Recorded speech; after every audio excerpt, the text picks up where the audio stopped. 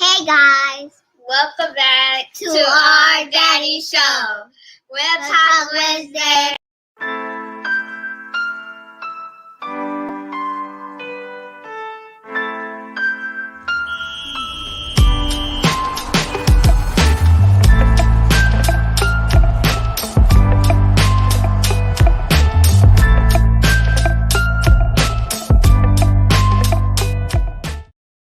What's up?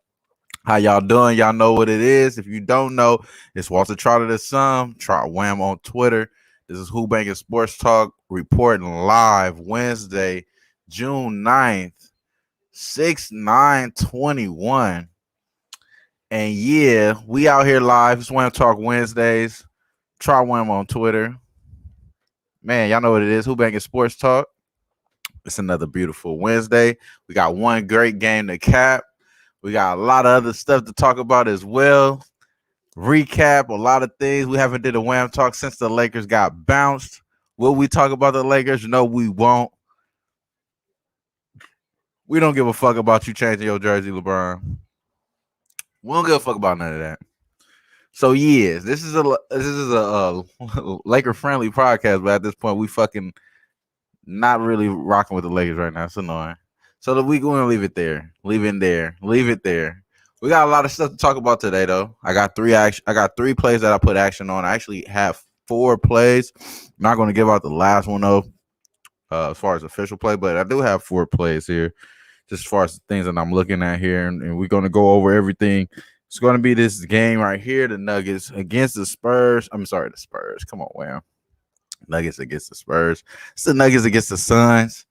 And this is a game number 2 for this team. Last game, it was a very interesting game.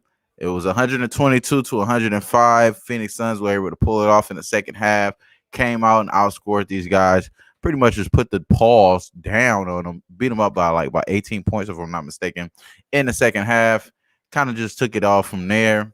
In the first half, it was close.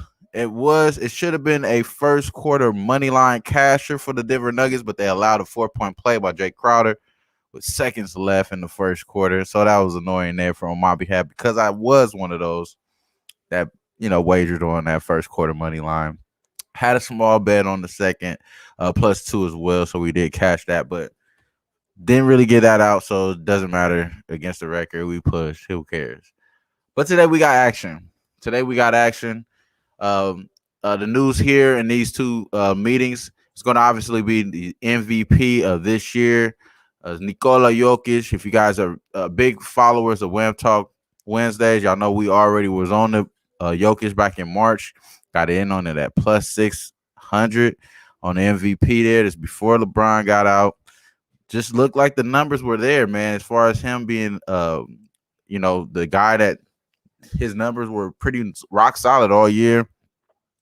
So rightfully so, he gets the MVP. A lot of guys are out because of COVID. A lot of things are, soft tissue issues, tissue injuries.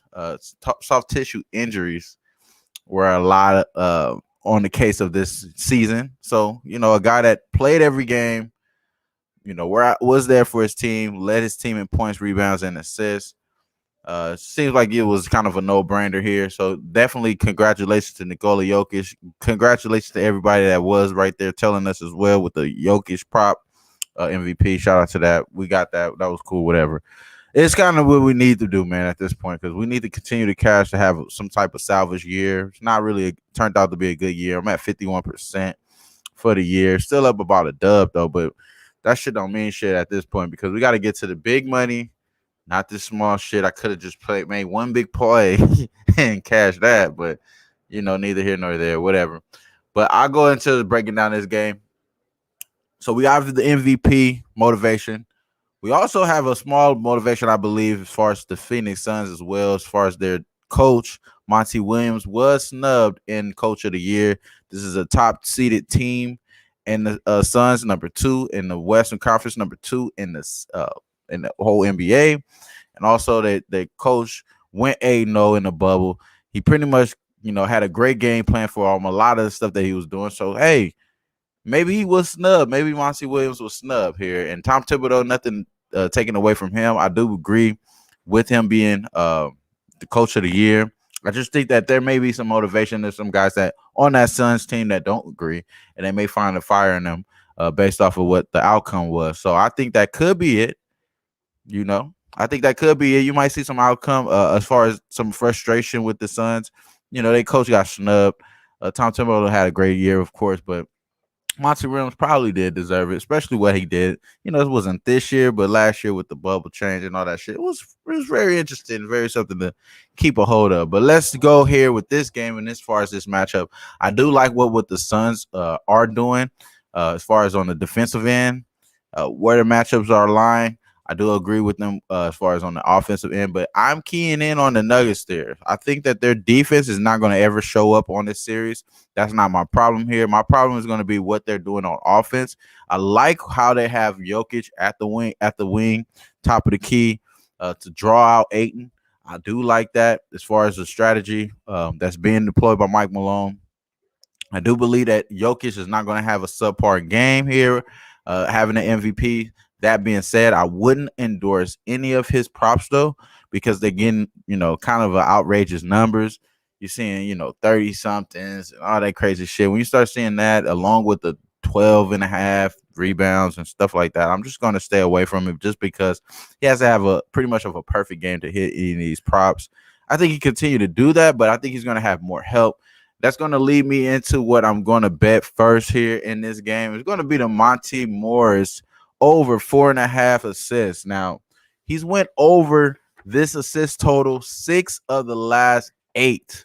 6 of the last 8 playoff games that he played. Some of those games he wasn't really a part of the game plan, and they crept him in there anyway, and he still was able to get 4 assists. He hasn't had less than 4 assists since he got in the playoffs. So I do agree that I do think and I see that Monte Morris is a big help as far as being a distributor on the ball, especially since Jamal Murray is not involved here. Monte Morris going over 4.5 assists. I got it at plus 105 at Bet Online. I think this is a good spot. I think he's going to continue to do that. As far as him last game, he shot 1 for 10. I think he's going to play better offensively as well. So I do lean towards his over in points. Something I did want to mention. One of the plays I do like as well is him over the points, but I think it's a lot easier to take the 4.5 because he's going to have to be a main ball distributor. Along with him being able to penetrate this defense, they're going to rely on him a lot, which they already have. He had 6 assists last game. I think he continues to have that type of production in this department. And Monte Morris over 4.5 assists plus 105 is my first initial bet here for this game. I like that play and I like that look a lot. Shout out to everybody in the chat here. Shout out to my guy Sosa. What's happening with you, Sosa? Sosa always up in there with the good stuff. Got the good juice. Shout out to Sosa as well. Yeah, man, but that's what I'm on. That's what I'm looking at right there. I'm looking at the first quarter as well for this Denver Nuggets. Now, for the season, they've been the number one first quarter team against the spread all year. And I do not think that that's something that we're going to shy away from. They kind of had it on and off against this Portland series. I believe the series is just up and down based off of what they're doing as far as strategic-wise and game plan-wise. But in this game, I do think that that's going to be one of the emphasis is up, keeping the tempo up and keep pressing the ball. I think the fact that they're going to try to keep the pace going, keep scoring on these guys. Their number one net rating in the first quarter for the whole season, through and wire to wire almost, damn near. And I've been one of those guys that have been taking advantage of it, taking the first quarter last time again. The only reason why they didn't win last first quarter, which was tied at 28-28, is because they allowed a 3-point foul, which was a 4-point play. They allowed that to happen. That was the issue. That was the issue here with the Nuggets. So I'm going back to the well. I'm not scared about that. I may be a little biased because I've cashed several times. So I'm going to give you that disclaimer. But I think this is a good spot. I think there is a reason why you're seeing a lot of the money coming in on the Nuggets. They're a really good team as far as early on. They let that shit go, though, in a full game. So I don't really support them full game. I think they have a good shot of winning this game. But I'm going to start off and just take them out early, man. We got the 4.5 assists with Monte Morris. I'm going to take the first quarter money line, which I got at plus 135.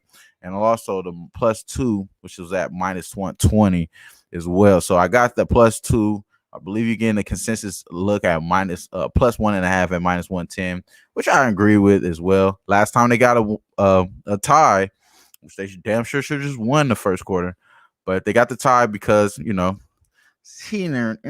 whatever, we spoke on that.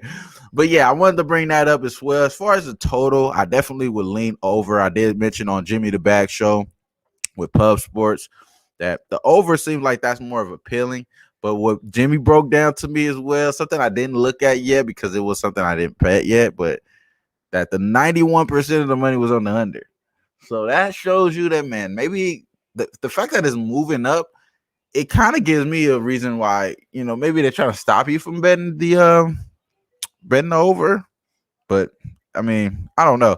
I'm staying away from the total though. I think if you do have a look on the total, you may want to get it early, first half. There may be some at halftime adjustments that could possibly ruin your Denver pick, ruin the over. I think if you like Denver, you're going to definitely look towards the over because they don't play defense, and you're thinking they're going to score a lot. So I think they're going to get to the 120 range. That means that they can easily get to the 60 range by halftime. It's at I think it's at 113, 114 for the first half. I think that's the way to look if you're going to take the over in this game. You're going to take the first half or split the unit there. If you're going to take a full unit on the over, split it into a half unit on the over, do the other way. That makes the most sense in my opinion. But for me, I'm going to just stick straight to what I'm already on. I'm not going to try to break anything. I'm on Monte Morris over 4.5 assists. And I'm also going to be on the first quarter money line, first quarter +2. That's the only way I'm going to be looking here. That's kind of how I'm thinking there. I appreciate you, Simba. You already know, bro. You already know. Will Barton is back, Sosa. Bring that up, though, Sosa. That's true. Will Barton is coming back. Will the Thrill. He's one of those guys as well that they like to throw him out there early, and they come out hot. They come out hot a lot. No, I don't think he's going to start, which I don't think they announced yet. I'm sure he's probably not going to start. But he does play in their favor for that early look, man. Like they really come out hot. That guy makes his shots early. You know what I'm saying? So he is going to play. The amount of minutes that he's going to play is probably what the question is there, but that doesn't really change anything. He's asking if that change anything as far as for me. No, I'm already on him. I'm already on him. I think that doesn't hurt anything about it doesn't hurt anything about the Monte Morris prop as well, because Monte Morris was already getting bigged up by Mike Malone as far as him and Jokic being the great 1-2 punch. He's been seeing this whole playoffs. And again, Monte Morris has went over this total 4.5 6 out of the 8 times. And the other 2 times that he didn't get it, he wasn't involved in the game plan. It was early in that Portland series. He wasn't involved that much. And then he still was coming off of that hamstring injury. There's a little issue there. He's starting to get his stuff back together. He's got himself back right. And he's, again, he hasn't had under 4 assists this whole playoff. So I don't expect him to go under this 4.5. I think he's going to go over for sure. So that's where I've been there. I shout out to my guy as well, Mr. Sparks here. I appreciate you, bro. You feel what I'm saying? I appreciate you. You already know. But yeah, I think Monte is probably the look as far as on the points as well. I'm not going to knock that down as official. We're just going to give out 3 today. Get in, get out with the Denver first quarter. They both correlating as far as the first quarter +1.5, and obviously the money line. I need that to come out. They both could lose. So, be careful. You can choose whichever one you want. You don't have to take both of them like I did, but I'm doing it because I did last time, and it kind of worked out for me. So there it is there. But other than that, that's kind of what my looks are as far as this game. I did want to speak on all the other games, especially, this Atlanta-Philadelphia series. And I have Philadelphia winning this series by 6 and in the game 6. And believe me, their game 1 was fucking frightening. But luckily they caught back up and they had some great success there. And it obviously paid forward in game 2 as far as what Philadelphia was able to do as far as, slowing these guys down defensively. So I think that is going to be something that you're going to see here. But going into Atlanta this next game, I'm scared, bro. I'm not going to lie. I think that Atlanta is going to come out firing. They're going to come out and win this game early. That could be possibly the look. I'm going to stay away from it right now. I want to see what the line movement. Also want to look at a little bit more of the quotes here as well from today. just to get a check here. But that's kind of what I've already locked in Philadelphia to plus to get in game 6. Got it about like 325, but it was such a small bet I didn't put that out there. So I just did it for basically to see if I was right. I did it last year. I almost hit like 4 different plus thousands on the outcome. So I was like, man, I gotta actually put some money on here for real this time. So I want to see if that happens. So we're gonna see where I think Philly is gonna win in 6 too, bro. I can see it going 7 as well. I think it's gonna be a tough series for them. It's not much of a cakewalk like I thought it would have been, and I thought that was kind of already a lock for the Eastern Conference Finals. But that's kind of where I'm looking here. I'm thinking about Philadelphia, but not the next game. I don't think the next game they got a good idea what they're gonna do there. I gotta see it first. But I did like the adjustments that they did in halftime. Were able to get it into single digits in the end of that for game 1. Still lost, but they obviously were able to keep everything together. I think they're going to take home. Home court, but I believe it may be in game 4. You know what I'm saying? So that being said, let's go into the next game that happened yesterday. It's the Jazz and the Clippers. I think this shit is probably curtains, bro. Obviously, okay, the Clippers definitely showed you something. They showed you something as far as them being able to fight with this team, and they can knock down shots as well. Obviously, they're the best 3-point shooting team this year in the Clippers, but the Jazz shot the most 3-pointers. So, you know what I'm saying? It don't matter if you're the best shooting 3-pointers. Are you shooting enough? So they obviously kind of hung in there. They kind of hung in there. As far as what that game was, I can pull that up right now because I didn't have the notes for here. But it was 109 to 112. Obviously, they came back in the set. They were winning in the first half. They gave it back up in the second half. And one of the things I wanted to bring up as well, and the reason why I wanted to bring up this game, because at the end of the game, they were able to tie the game. They were actually in position to tie the game. Paul George passes up the ball, man.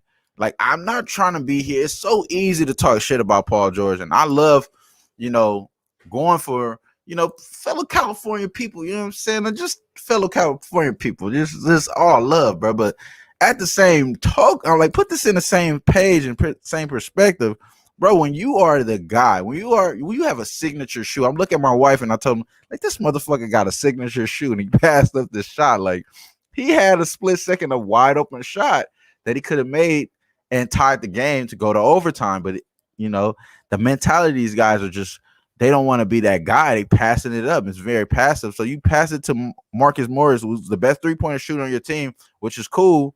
You threw it to Kawhi first. He threw it to Kawhi like, oh, you could do it, bro. And Kawhi is pretty much guarded. He did a move. His move was covered, and he passed it off. Now, noted that the move when they passed it off, it went to Monte Morris. And Monte Morris is in the corner. He does his move, but his move was a turnaround fadeaway. So the fact that he can't see if anybody's open, and plus it's like a second or two left, he just got to chunk it up. At that point, bro, I just started thinking, like, the Clippers are cooked. The Clippers might be fucking cooked. Now, there was moments in this damn game that I thought the Clippers are going to the finals. And I even tweeted it out like, man, the Clippers going to the finals, huh? Hell no, they ain't going to the finals, bro. Had they ever been there, Wham? Oh, they ain't going either, bro. He said Donovan went Super Saiyan. Fam, beyond though. Like, he was like Brawley out there, bro. Like, and what's crazy? It just reminds me of what Luka was able to do to him too. Like, you're gonna allow Luka to just take his game to another level. He already signed a Supermax. Like, y'all gave this motherfucker the Supermax. Y'all about to give Donovan Mitchell the Supermax too. Like, shit, he already signed. But that motherfucker they making money out there against the Clippers, bro. They making money against the Clippers, and it's showing evident there. But that's a game that I'm really interested in seeing tomorrow. I'm possibly going to be on the Utah Jazz. I did lose on the Royce O'Neal prop. I believe the way they're playing Royce O'Neal, they have Kawhi on Royce O'Neal. They ain't fucking around. I didn't think Kawhi was going to be playing Royce O'Neal, bro. You know what I'm saying? They letting Donovan Mitchell cook. And Royce O'Neal's the guy that we were supposed to be taking advantage of the free money, man. The plus 1.5, the over 1.5 3-point makes it made sense. But in this series, they're gonna have Kawhi just camp out on them. That's kind of tough. So we're gonna slay off of that. Gonna see what the adjustments are. Are they gonna make adjustments to have Kawhi or one of these main guys on Donovan Mitchell? We'll see. But we didn't see that with Luka as much. So I don't expect that as well with them to make that adjustment. So I'm just going to stay away from it for right now as far as the prop on Royce. But other than that, man, I am interested in seeing if Ibaka is able to come back. It doesn't look like he's going to be able to return on Thursday. So that's a guy that, they're probably not going to have. Mike Conley is questionable. Now, maybe Mike Conley opens it up for Royce. That's another reason why I'm going to look, because I still think Royce can still knock that down. He's going to get about 4 to 5 looks.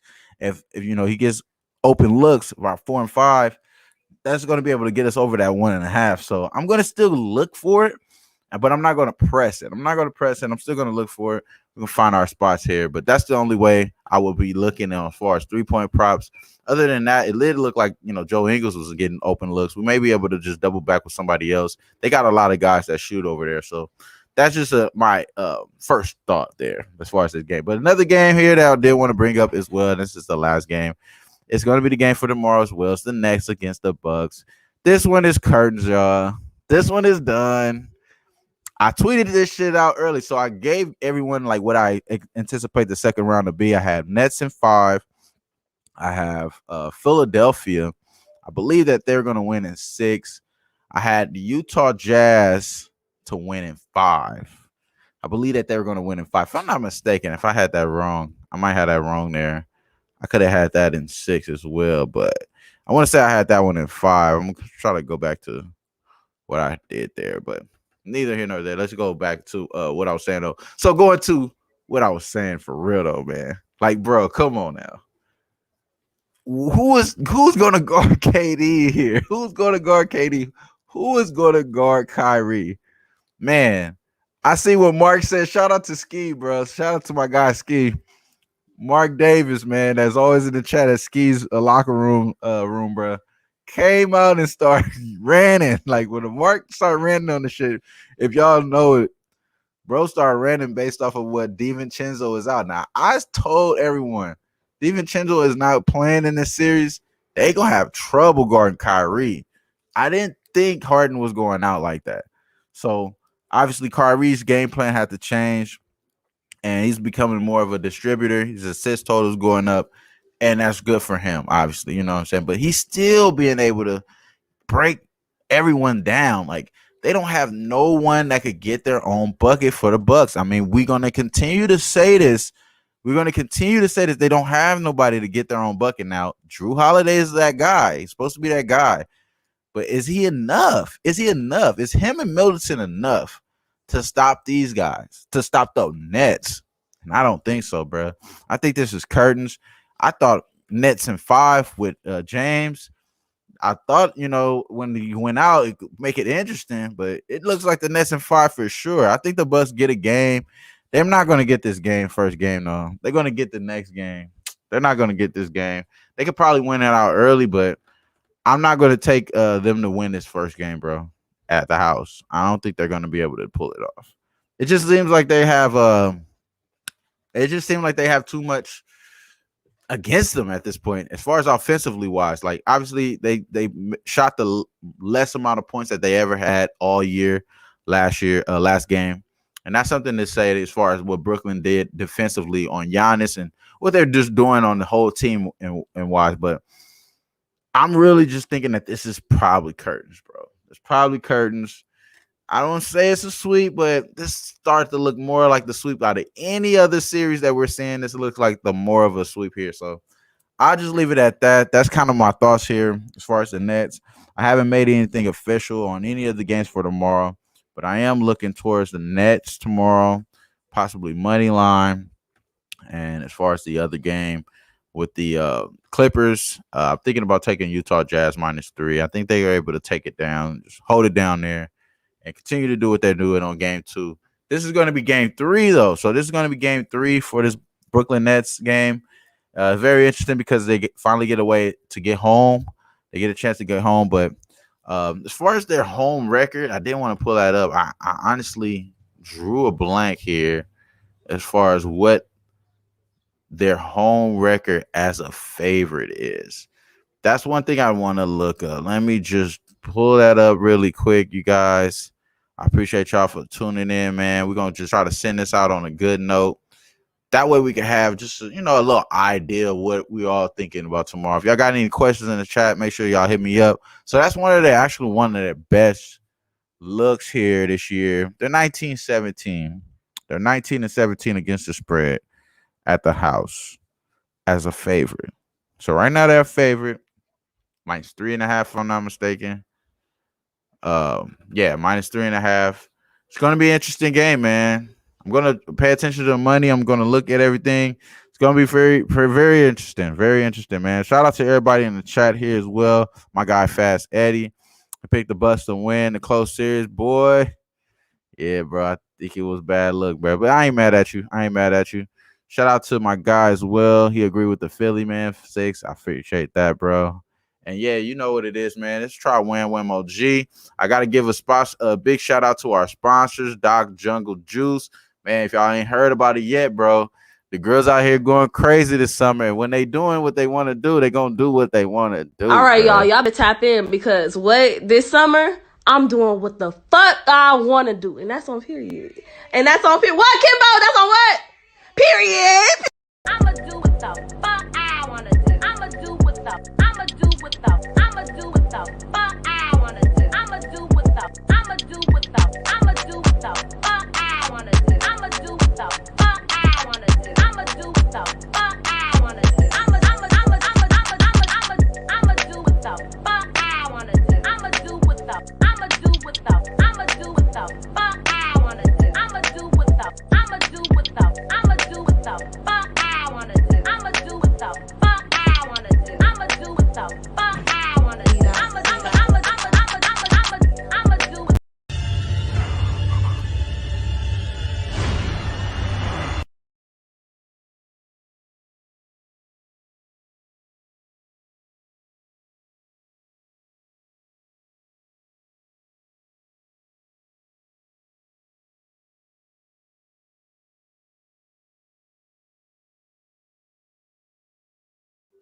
My fault, Yeah, so shout out to Doc.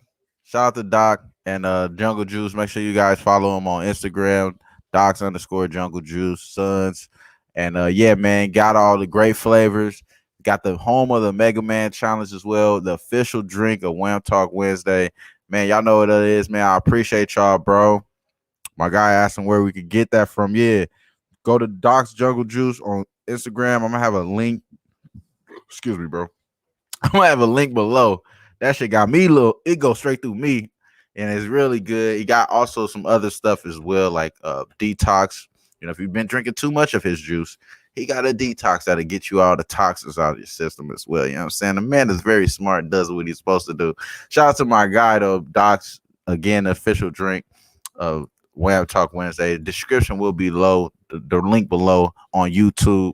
If y'all have any issues there, hit me up on DM. We get y'all directed right there. But other than that, man, y'all know what it is. It's another great week. WAMTalk Wednesday. Hopefully we cash. Ask my guy Joe, do we plan on stopping, bruh? It will never happen. Not today, not tomorrow, not ever. Not ever.